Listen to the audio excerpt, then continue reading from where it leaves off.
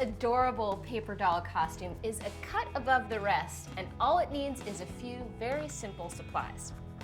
So what you want to do first is determine what the look of your dress is going to be like and the length.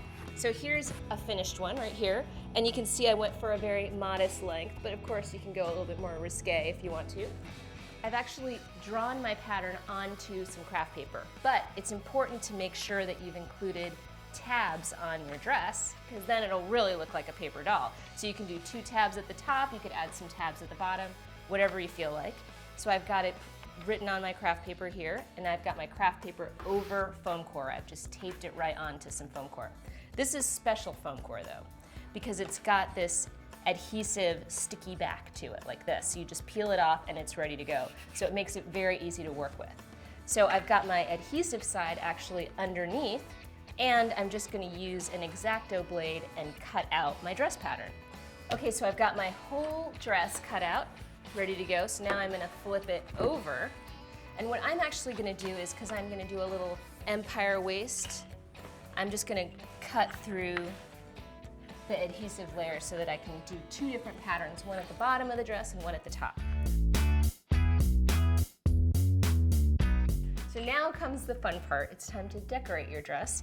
And you know, you can do whatever you want. This is just gift wrapping paper. You can use whatever you happen to have left over. So what you're going to do is you're going to actually peel the adhesive liner off and then start smoothing the paper over it. And what you're going to do is you're going to do that sort of backwards and forwards motion to make sure you get every air bubble out. Perfect. And then I'm going to cut around afterwards to make sure I get all my little details. So I'm ready to put the top of my dress on with my other wrapping paper, but before I do that, I just want to do the same thing I did over here to the empire waist to kind of score the tabs, because I'm actually going to put white paper on the tabs so that they look like real paper doll tabs. And then I'm going to peel back my adhesive.